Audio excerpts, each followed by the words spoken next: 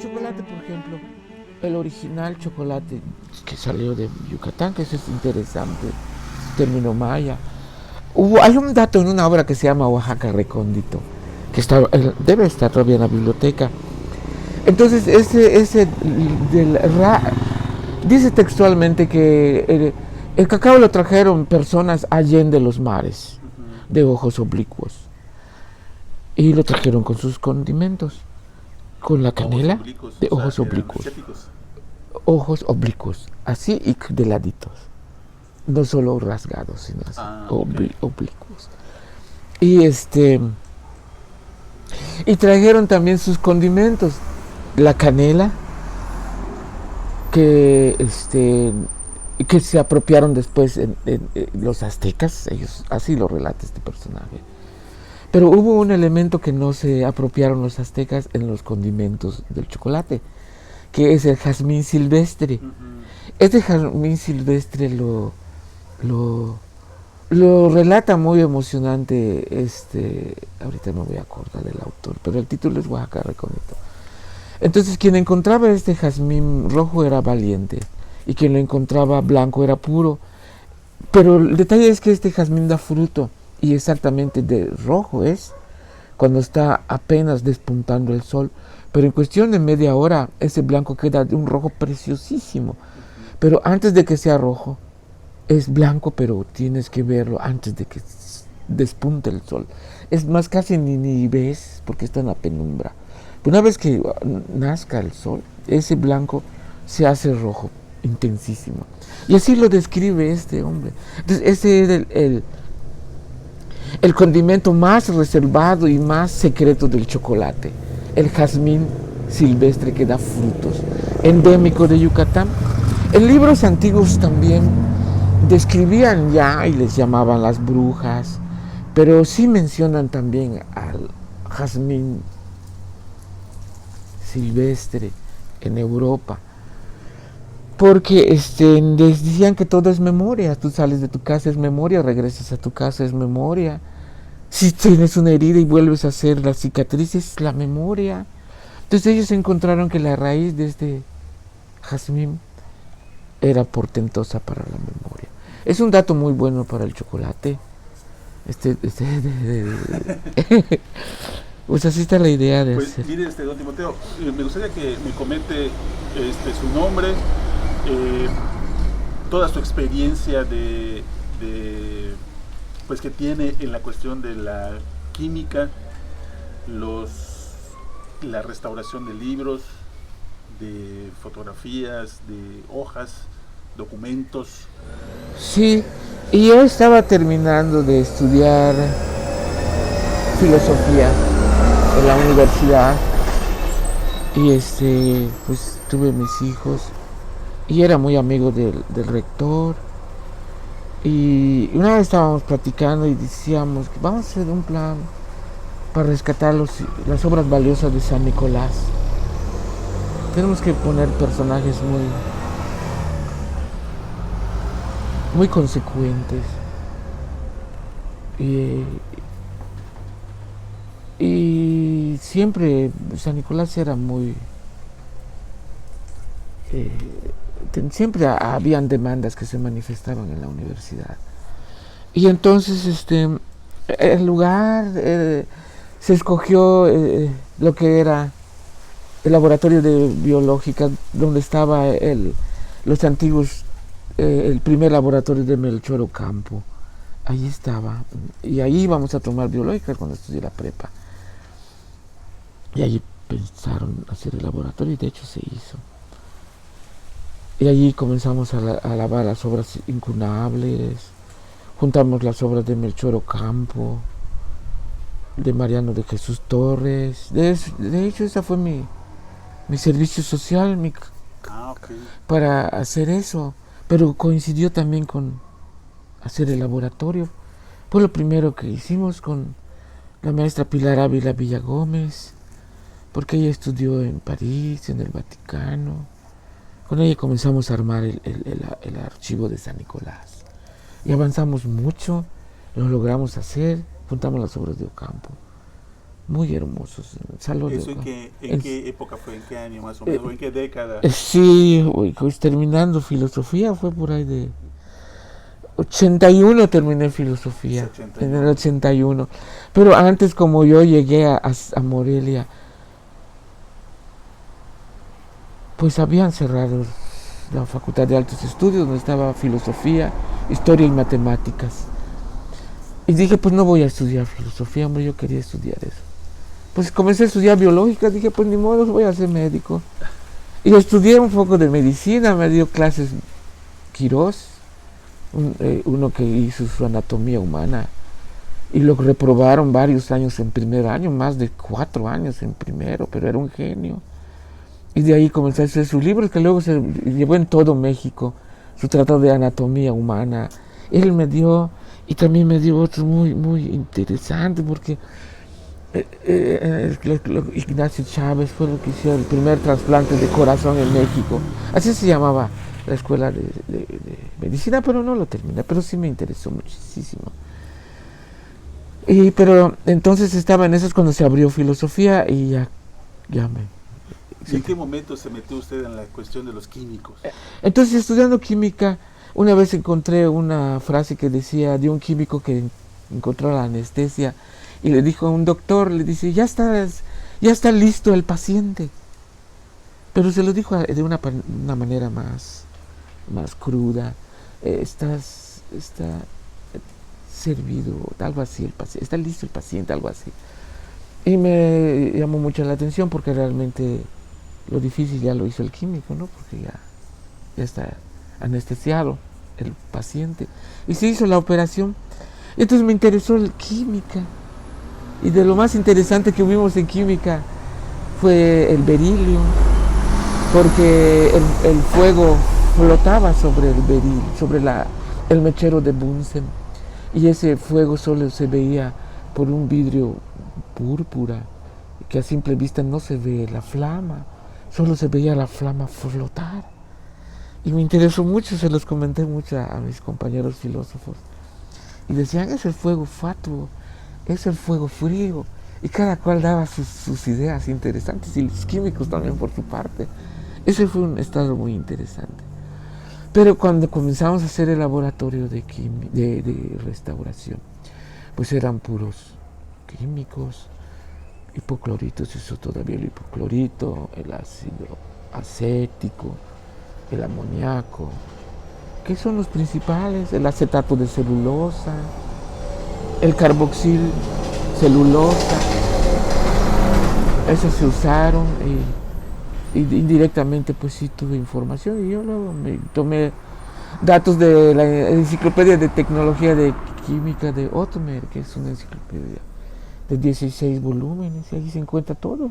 Es casi como la enciclopedia británica, pero en química. Especializada en química. En química, son puros especialistas en doctorados de química, 1200 especialistas, aparte. Interesantísimo, puede ser uno hacer todo ahí, desde crema para pastel hasta lavar documentos, fotos. Ya debe tener más volúmenes, pues lo que vi. De ahí entonces usted empezó a ver estas técnicas para la restauración de documentos, libros y todo eso. Sí, ahí me enteré, por ejemplo, del clorito, que no venía en literaturas de restauración. Por ejemplo, Venezuela hizo una muy buena de archivos, unos documentos, como libros, un compilado, una enciclopedia, por decirlo así, de conservación de materiales bibliográficos, muy, muy buena. Pero no menciona al clorito. Y varias universidades que no mencionan al clorito. Yo lo encontré porque es una investigación que se hizo en Alemania y se dejó de usar el clorito, así al menos públicamente, pero sí aquí ya me trajeron clorito y entendí y vi que en sus literaturas que es el que no lastima la hemicelulosa del papel, que es el componente más frágil de los papeles, y me interesó mucho a llevarlo a cabo. Lo activé con ácido cítrico. Dio muy buenos resultados, el papel quedó mejor. Fue el baño más bueno que hice en un papel antiguo. Lo hice en algunas obras.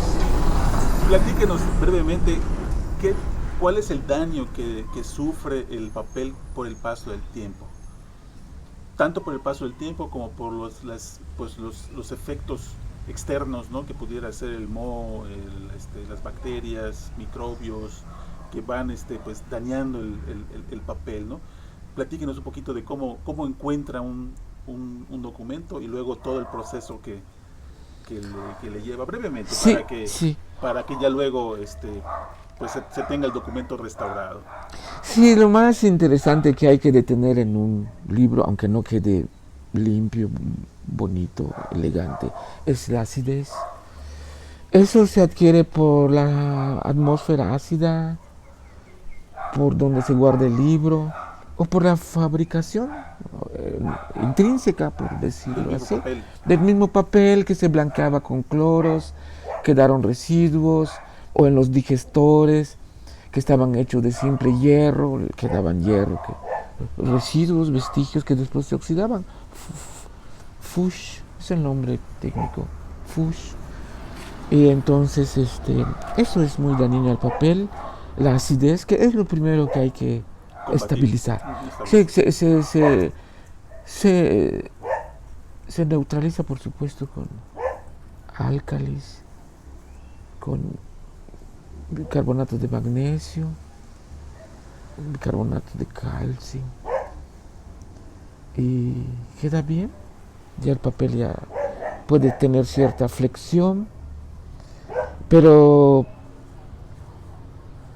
entonces eso es el principal daño que surge un libro. La autólisis, su autodestrucción, que es la combinación de la acidez con la humedad mayor a 50%, ya se produce la autodigestión del libro, se hace un jugo gástrico, por decirlo así, se digiere el libro, se pulveriza, la pulverulencia se da en el material autodigerido. Se detiene todo eso y se le pone, por ejemplo, el acetato de celulosa, que puede ser bueno cuando se está en ambiente estable, si no, pues también se va a degradar. Hay que estabilizarlos en sus microatmósferas. Eso es muy bueno, muy bueno.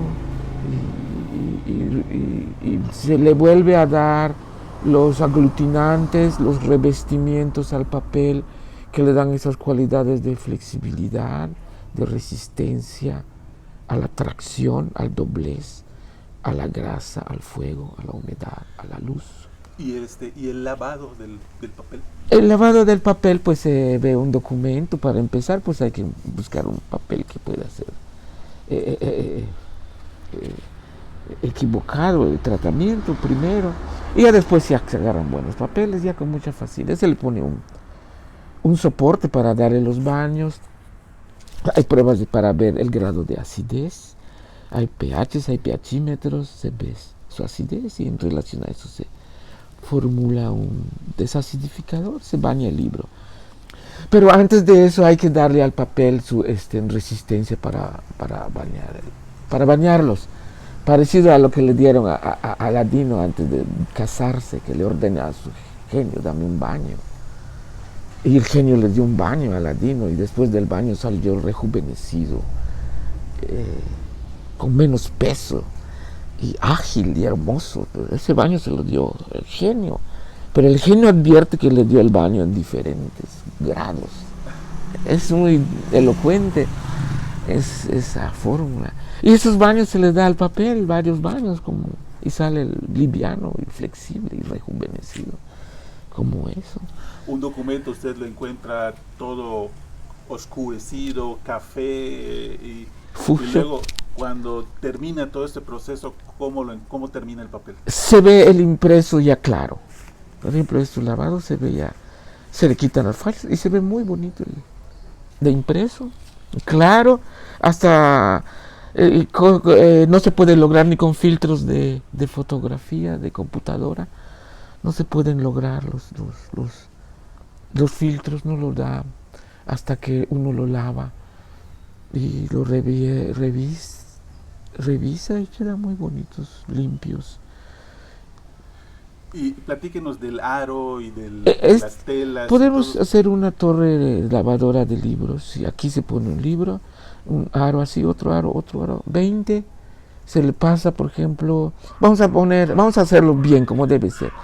Ya fijado, ya revestido, con su celulosa, tiene sus cositas. Si no vale la pena ponerle la celulosa, no, porque queda fijado un poco de lo que queremos quitar. Si el papel aguanta, no se le pone celulosa, porque queda más bonito el papel. Primer baño, ya valorado eso. Agua destilada. Se pasa y ya. Podemos ponerlo arriba o abajo, eso lo vamos a definir. Un baño suave en 20 hojas, así en aros. Después del baño le podemos poner amoníaco cuando el papel está muy amarillo. Ese baño que no es como el tradicional que se hace en el laboratorio, pero si uno se pone a observar, ve que cuando baña un papel con amoníaco primeramente, se le retira más lo amarillo al amarillento. Y entonces si uno con el tiempo ve que es mejor un baño de amoníaco. Después de ese baño de amoníaco, que es yo he puesto, y me ha dado buenos resultados, ustedes pueden hacer el tradicional. El tradicional es hipoclorito, ácido acético y de último el baño de amoníaco. Ahorita les vamos a decir por qué. Entonces yo propongo amoníaco, hipoclorito o mejor el clorito de sodio, activado también por supuesto, enjuagado, y después un baño de ácido acético le hace mucho bien, le da un tratamiento como el sanforcet, le da un tipo sanforizado a la tela. Y después del ácido acético, entonces sí, dale otro baño que vaya a neutralizar el ácido acético. Un baño yo propongo bicarbonato de magnesio, que es muy suave y muy bueno. Y ya después que queda el papel limpio, bonito, se le da los revertimientos de carboxil, propongo carboxil. Y después el acetato de celulosa, porque todo tratamiento en restauración debe ser reversible. Y si se le pone directamente el acetato de celulosa, como es reversible en acetona, para hacerlo reversible hay que darle un baño, por supuesto, en acetona. Pero si le ponemos un soporte químico anterior, por decirlo así, al acetato, y queremos revertir la operación de una obra ya tratada, esa obra ya tratada, la volvemos a revertir y la metemos, por ejemplo, en agua destilada. Y ese acetato de celulosa no se fijó al papel, se fijó al carboxil y se quita ya la película fácilmente. Es muy interesante eso. Cositas que uno va encontrando. Y ya, si quieres darle.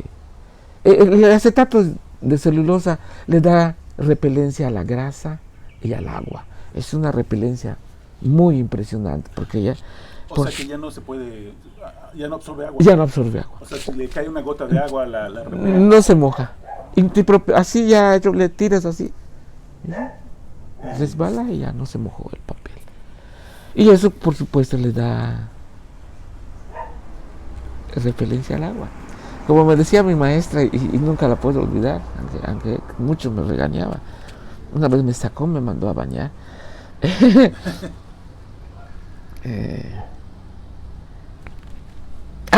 El papel respira, me dice. Y se ponía ella a respirar. El papel respira, dice. Y fue muy elocuente, ¿no? Y muy interesante, por ejemplo, cuando falla la temperatura de un acervo, ese libro va a repercutir, va a resentir al centro de su libro al mes. O sea, no, hoy se fue la temperatura que debe estar a perpetuidad. Y hasta el mes va a llegar al centro del libro el impacto. Son datos que debe uno tener en cuenta y que a veces no valora, no pondera porque no se ve inmediatamente. Es interesante y uno va viendo poco a poco. A veces, otro dato muy interesante que hay que saber, ¿dónde se va a poner el libro? La pared del acervo tiene 3 capilaridades. Una pared tiene 3 capilaridades. Es muy importante. Este dato está en una enciclopedia de arquitectura de hace como 20 años, para darles más o menos una idea de esta fecha. Tiene 3 capilaridades, una pared. Una capilaridad que va de abajo para arriba, como toda pared delgada, el cabello, los árboles, tienen esa capilaridad. Hay una segunda capilaridad que va del centro para afuera de una pared. Y hay una tercera capilaridad que va del grano grueso al grano delgado. Eso es muy importante para diseñar una pared de un acervo. Quiero decir que hay que invertir la capilaridad, que todos logran con una pared, por supuesto, muy elegante, muy bruñida, pero que lleva la capilaridad del grano grueso al grano delgado. Es un dato muy importante. Curar el suelo del acervo. El archivo lo curamos, el archivo del estado actual, lo curamos con clordano. Nos lo trajeron de Estados Unidos con un permiso especial, porque venía con bidones de archivo, bidones de acero inoxidable de doble fondo. Curamos todo lo que es el archivo para impedir el comején por 10 años. Después evolucionamos, hice un tipito de tubitos que hacen una red, que ha dado impresionantes efectos, porque como en Yucatán es una, como dice Crescencio Carrillo Ancona, es una inmensa laja. Entonces hay que llegar a la laja para hacer un cerco subterráneo. Pero usen con mucho cuidado este dato, no pongan venenos. Precisamente esto es para usar venenos de origen vegetal, como el epazote, como la piretrina. Toda herramienta, toda arma se puede volver en contra de uno. Esto es para fumigar. Proteger un acervo, el exterior de un acervo, para que no entre comején. Se han propuesto mil maneras, desde mallas de acero inoxidable por el comején. Porque el comején, como ve un rayo de luz y vuela, entra. Hay varios, hay unos entran y sellan, difícil de fumigar. El acervo de Morelia lo tratamos con timol diluido en metanol. Y yo me encargué de inyectar agujerito por agujerito entonces el Palacio de Clavijero, que es donde estuvo primeramente nuestro acervo de la nación, porque son muy buenos. Y eso me tocó hacer, timol y metanol. Hombre, tuve mucho tiempo, inyecta. Yo estaba muy feliz. Y leí obras hermosísimas, muy hermosas, en Michoacán. Acá también he visto obras muy hermosas. Hay una de un doctor muy bueno que hicieron los médicos de la época de Alemania, de Hitler. Y yo solo pude tener una copia del sistema nervioso central, que me hace muy interesante esa copia. Entre otras cosas decía las vísceras ávidas de toxinas. Me llamó mucha atención esa frase, porque muchos refrescos se diseñan bajo esa estatus de las vísceras ávidas de toxinas. O sea, es una paradoja que lo volvemos a encontrar en los venenos. Cuando uno maneja bromuros, fosfuros, llega uno a tener una resistencia. O cuando tratamos un papel con petróleo, que adquiere propiedades ignífugas. Es el efecto paradoja, que ese efecto no se espera, pero ese es el que es. Es interesante, entre otras cosas, el efecto paradoja. Y don Timoteo, ¿nos puede platicar cuáles han sido los documentos, libros más antiguos que le ha tocado restaurar? Sí, cuando empezamos a restaurar en Morelia, restauramos varios de Gutenberg. Espérame, me acuerdo de la Biblia de Gutenberg. Hay una que vi ¿De qué época son esos? 1490, que fue hecho en Maguncia, el Cerro del Ganso. Maguncia, Cerro del Ganso. Y se lavó algunas obras de 1490. No quiero estar muy seguro de los títulos. Pero otros incunables americanos sí, como de La escalera al cielo de José, de un tal José. Escalera al cielo, esa es incunable, esa sí la lavamos entera. Varias lavamos, de las más antiguas. Otras importantes de Melchor Ocampo, de Mariano de Jesús Torres, sí las lavamos en Morelia. Y aquí obras, por ejemplo, de Daniel Ayala, su autobiografía, sí la tratamos, su autobiografía muy interesante de Daniel. Su gurú de Daniel cuando era niño, don David, le enseñó dónde están los cenotes que no se secan. A David le enseñó el lenguaje de los pájaros. Su autobiografía, el mismo Daniel lo dice, le digo. Ahora Daniel Ayala, un gran representante. Pero era niño, pues era Daniel. Esas son obras muy interesantes que he podido restaurar. Y los muebles. De hecho, fue mi trabajo allá, juntar las obras de Ocampo, donde él dejó su corazón y su cerebro. Lo dejó allá en el salón de Melchor Ocampo. Para mí era muy impresionante. A mí me dijeron nada más al principio, junta las obras que están marcadas con fuego, las erradas, los que tengan M.O. Y yo me puse a juntarlas, Yo no sabía que estaba juntando las obras de Melchor Ocampo. Y luego otros herrajes también de fuego, muy bonitas, de varias órdenes. De hecho, allí en Clavijero se juntaron las órdenes de los tridentinos, jesuitas, cartujos, padres de las órdenes de los descalzos.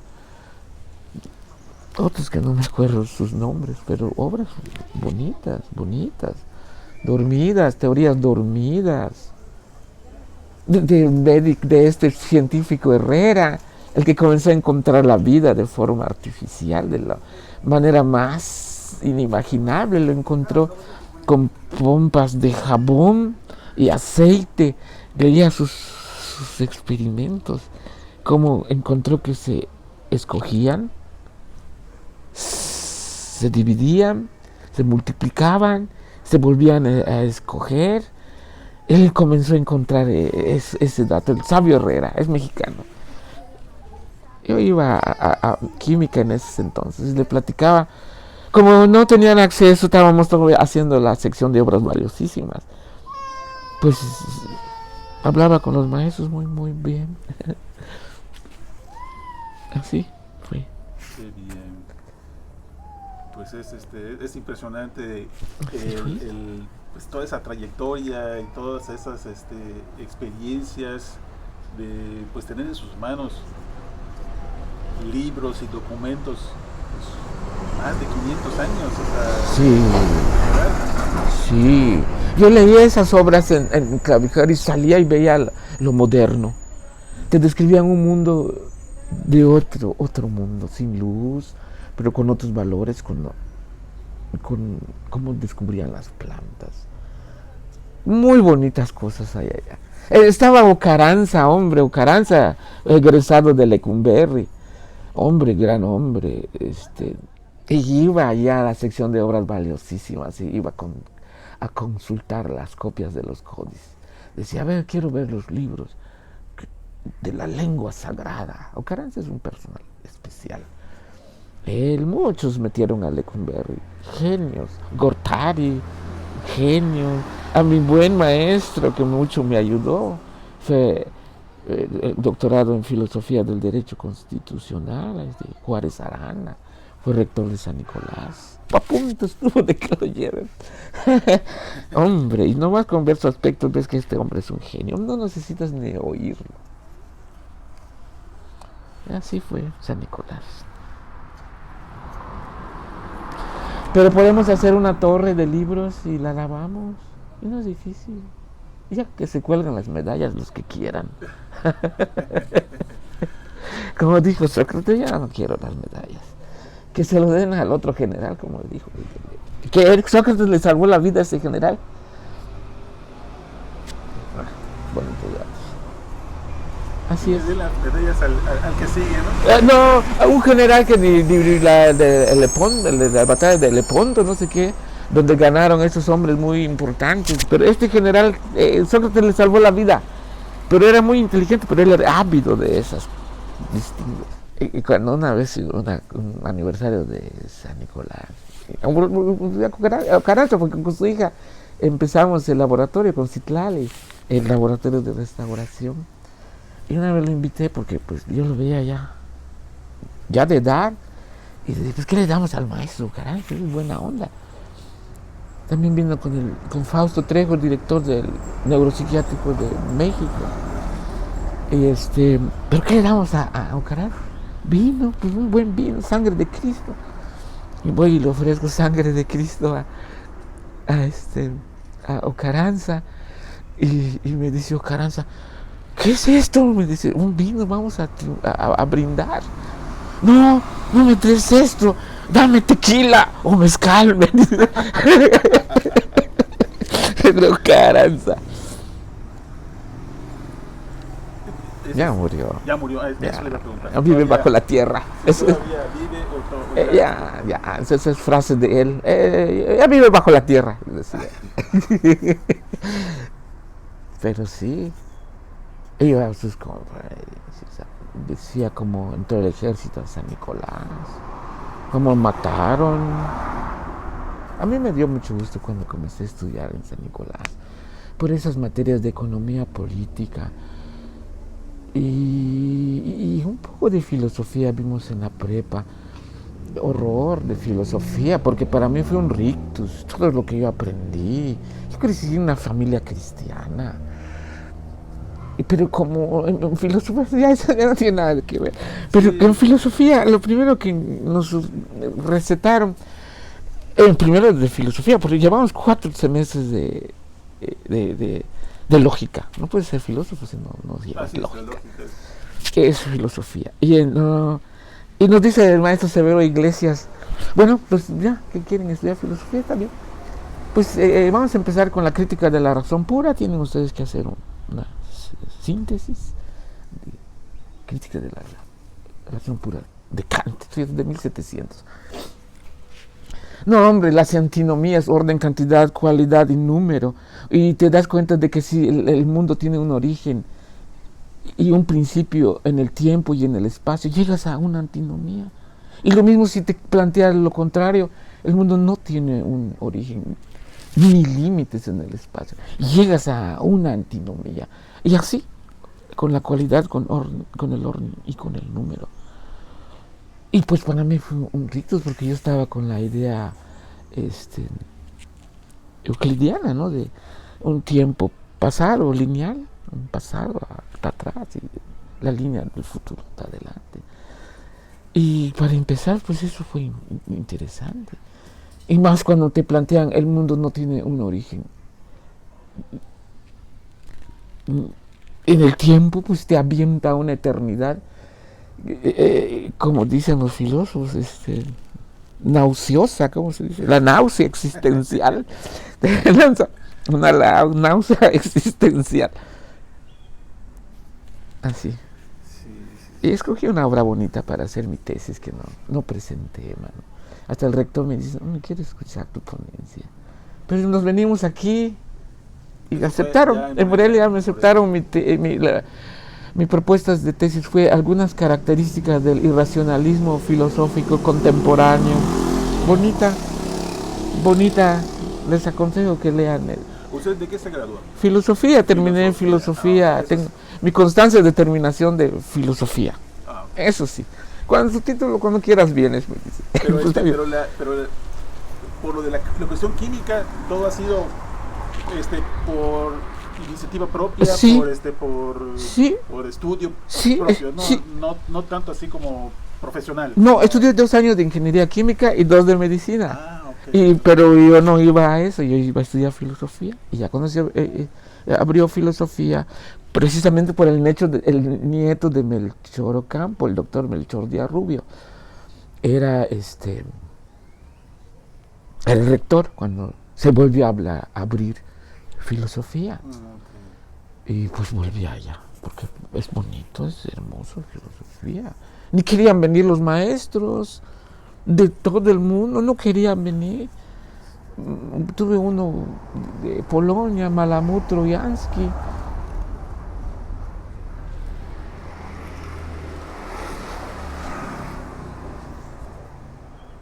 Las universidades tienen un limitante muy extremo, que es la Junta de Gobierno, que quita y pone rectores y escoge el derrotero futuro, nuestro futuro.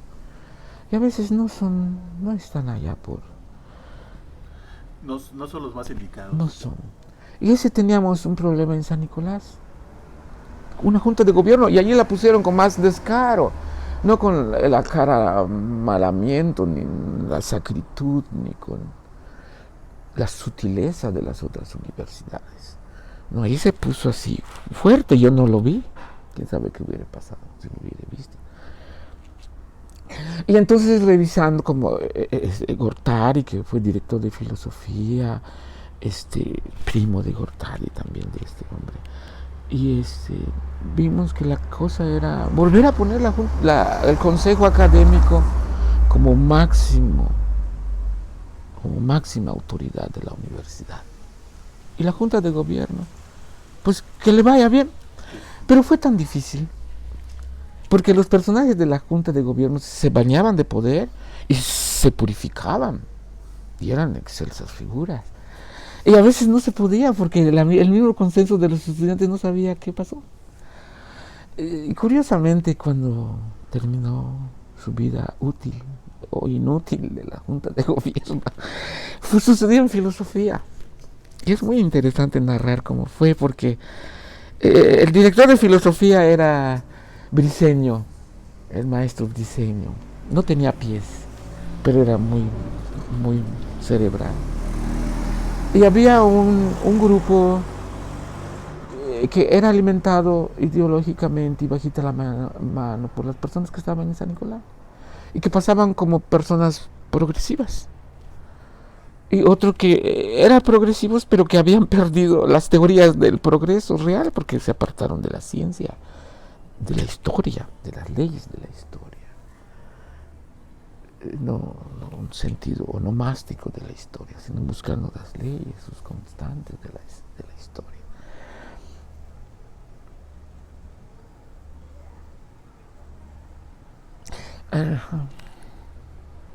Entonces en ese ambiente estaba, pero llegó un tiempo en que Morelia queda casi prácticamente solo, porque los que viven cerca se van a sus casas y los que viven lejos porque van de todo, Sinaloa, Sonora, 2, 3 de Yucatán, uno que otro de Veracruz. Pues quedamos solos. Y vino otra vez ese calentón del ¿qué onda con la Junta de Gobierno? Y otros ya estaban al borde y bueno, vamos a ver qué hacemos. Y vamos, ¿dónde lo hacemos? En sociología, ¿no? En leyes, ¿no? Vamos a hacerlo en filosofía. Y yo me sorprendí que digan, bueno, van a hacer en filosofía. Yo ni quería ir. En filosofía, vamos. Y voy. Y estaba Malamuta, Briceño, él dirigió la mesa.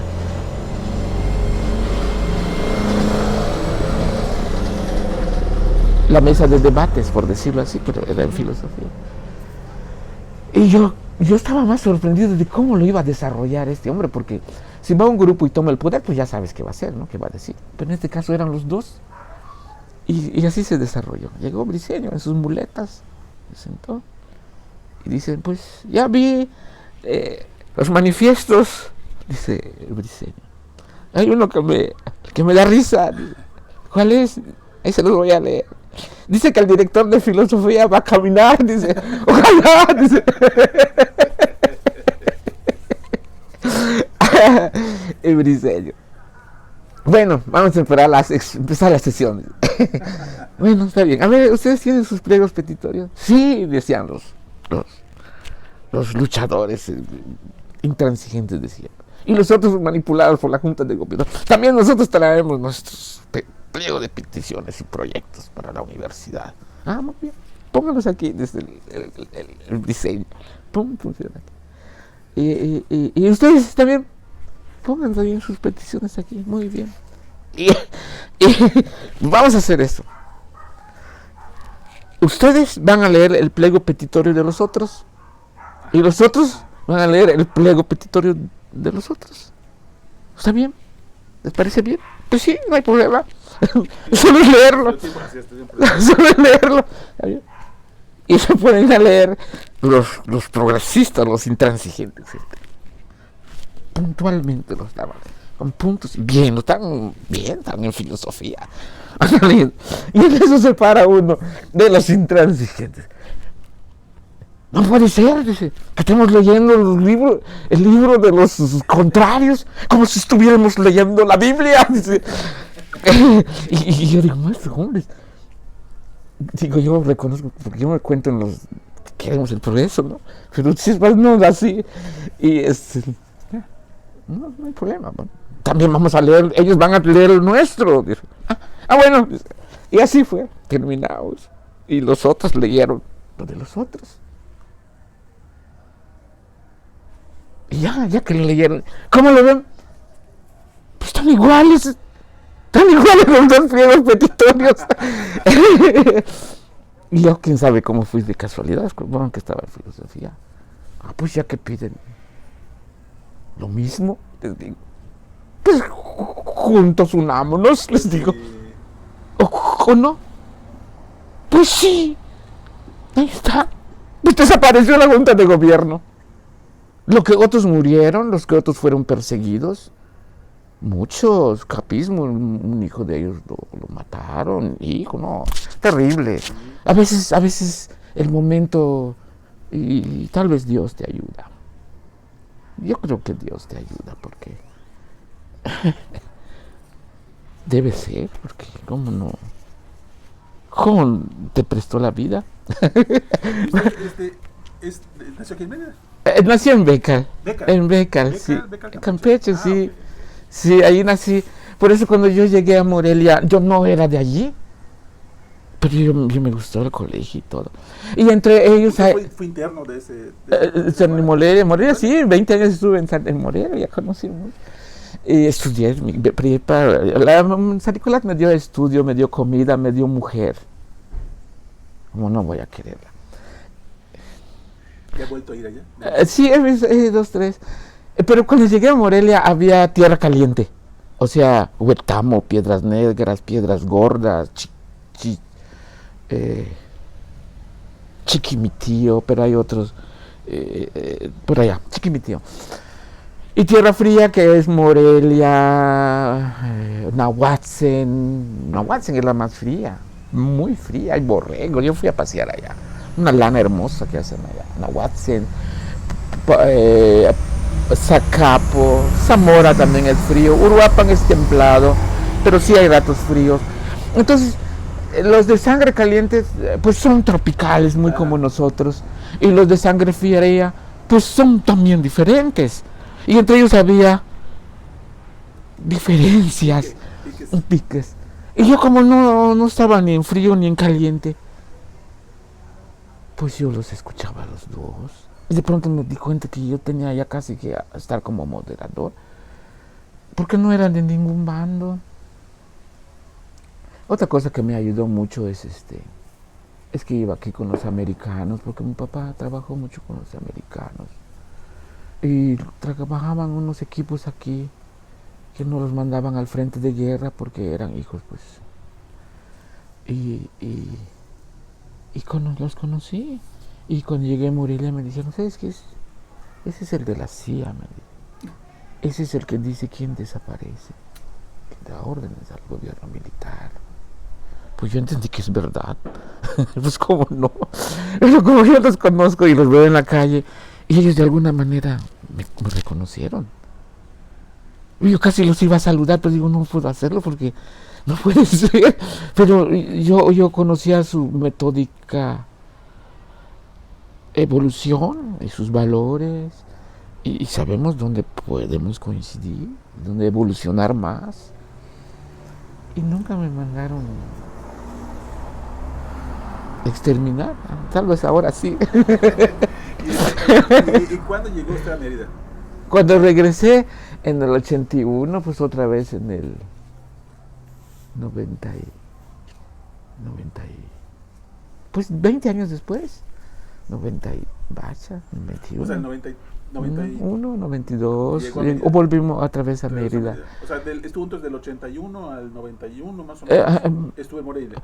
No, antes, porque en el 81 terminé la carrera de filosofía. Okay. Y estuvo 10 años Otro tiempo más, un poco más allá. sí.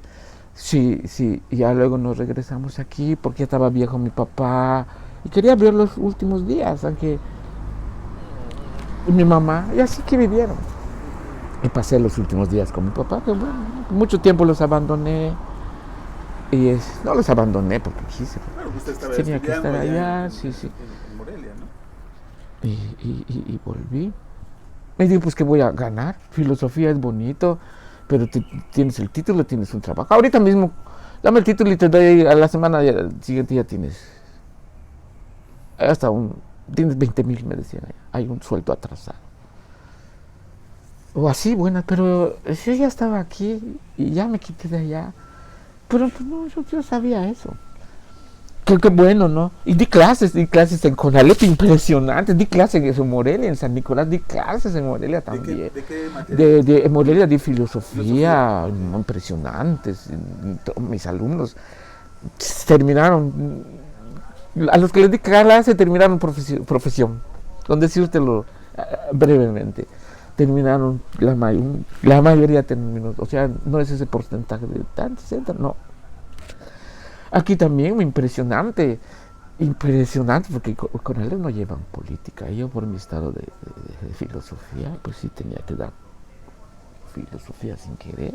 Me buscaron una materia que más o menos se me completa, taller de lectura. Pero yo les llevaba una lectura tremenda, hermano, y me aplaudían. Hasta que un día me dijeron, maestro, usted está dando clase, tiene 2 salones. Y me dice, 2 salones, sí. Salga a media clase a ver cuántos hay allá atrás. Me dice, no, bueno. Y me hicieron señal, vaya, me saludaron. Y salí un bollo de maestros oyendo mi clase. Sí, porque no eran ingenieros, no llevaron filosofía. Y yo les decía, ¿quién quiere estar en mi clase? Puede estar. Quien no, tiene su 8. Nadie salía. Ni excelencia, ni... No. 8 aquí. El que quiera estar. El que no quiere estar, tiene su 8. O sea, el que no quiere estar, tiene su 8. El que quiere estar, pues a lo mejor 6. Pero el que no quiere estar, tiene su 8. Nadie se salía. Pero sí les desarrollaba.